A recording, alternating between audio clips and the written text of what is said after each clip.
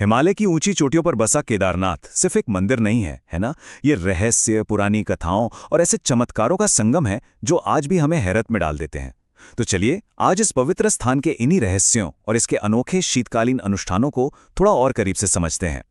अब सबसे पहले एक बहुत ही दिलचस्प सवाल से शुरू करते हैं। जरा सोचिए, जब सर्दियों में केदारनाथ के कपाट पूरे 6 महीने के लिए बंद कर दिए जाते हैं, तो अंदर वो पवित्र दीपक कौन जलाए रखता है? मतलब जब वहां किसी इंसान का पहुंचना ही नामुमकिन है, तो ये अखंड ज्योति आखिर जलती कैसे रहती है ना कमाल की बात। होता क्या है कि हर साल भाई दूज के ठीक बाद इस पूरी घाटी का मौसम एकदम से बदल जाता है। ये पूरा का पूरा मंदिर बर्फ की एक मोटी सफेद चादर में छिप जाता है। तापमान इतना ज्यादा गिर जाता है और बर्फ इतनी भयंकर होती है कि इंसानों के लिए वहां टिकना तो दूर, वहां तक पहुंचना भी बिल्कुल नामुमकिन हो जाता है। ये जगह इंसानी दुनिया से पूरी तरह कट जाती है। तो यहां हमें 2 बिल्कुल अलग दुनियाओं का संगम देखने को मिलता है। गर्मियों में तो यहां लाखों श्रद्धालुओं की भारी भीड़ लगी रहती है, जिसे हम मानव पूजा का समय कह सकते हैं।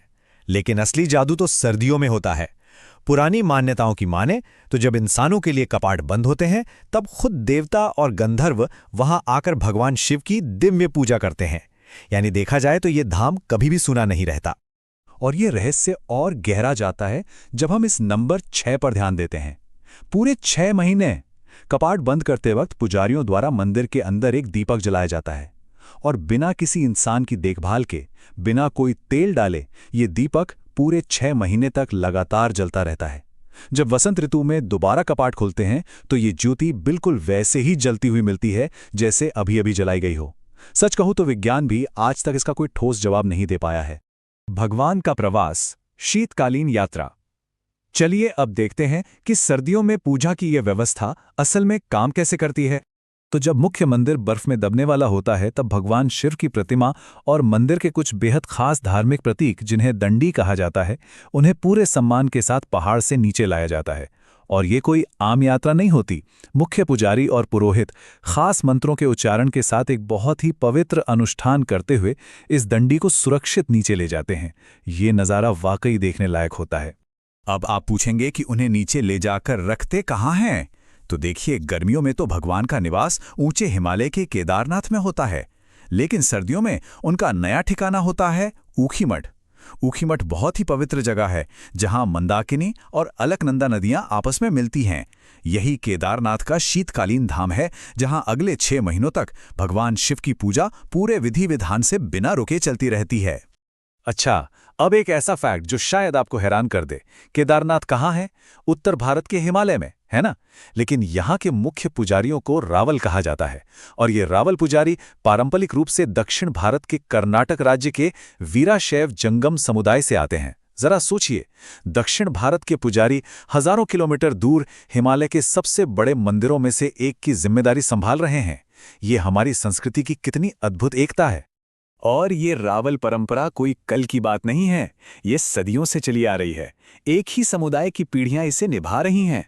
और सबसे कमाल की बात बताऊं, केदारनाथ मंदिर की सभी प्रमुख पूजा और अनुष्ठान पूरी तरह से कन्नड़ भाषा में किए जाते हैं। उत्तर भारत के बर्फीले पहाड़ों के बीच गूंजते दक्षिण भारतीय कन्नड़ मंत्र, ये सब इस जगह को एक अलग ही दिव्यता देते हैं। महाभारत कनेक्शन, आखिर केदारनाथ ही क्यों? चलिए थोड़ा अतीत में चलते हैं और समझते हैं कि ये जगह इतनी पवित्र क्यों है। इस पूरी कहानी की जड़ महाभारत के उस भयानक कुरुक्षेत्र युद्ध में है। पांडव युद्ध तो जीत गए थे, लेकिन उन पर एक भारी बोझ था, अपने ही भाइयों और गुरुओं को मारने का अपराध बोध।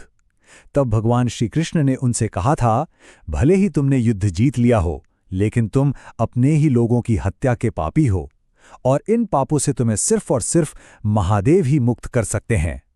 बस यही वो पल था जिसने पांडवों की उस महान आध्यात्मिक यात्रा की नींव रखी। और ये खोज कोई आसान काम नहीं था।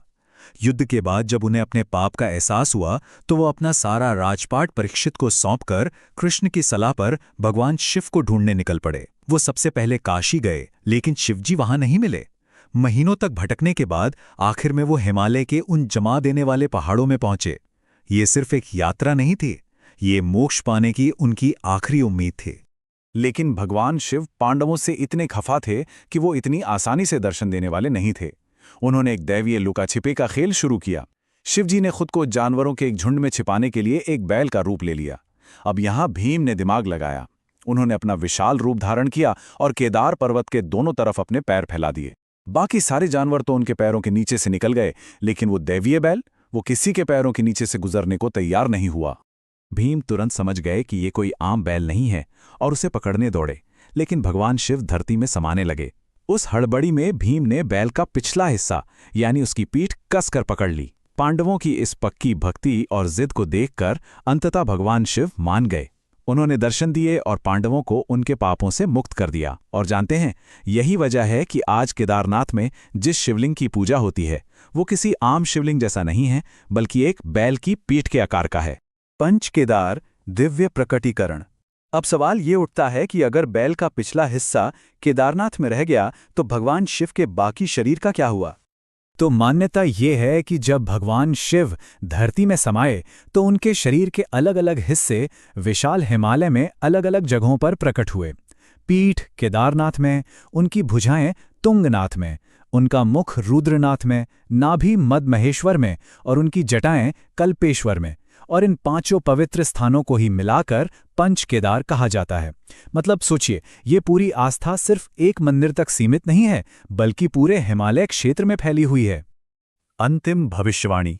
तो हमने अतीत देख लिया, वर्तमान समझ लिया, अब बात करते हैं भविष्य की। हमारे पुराने हिंदू ग्रंथों और पुराणों में एक बहुत ही चौंकाने वाली भविष्यवाणी की गई है।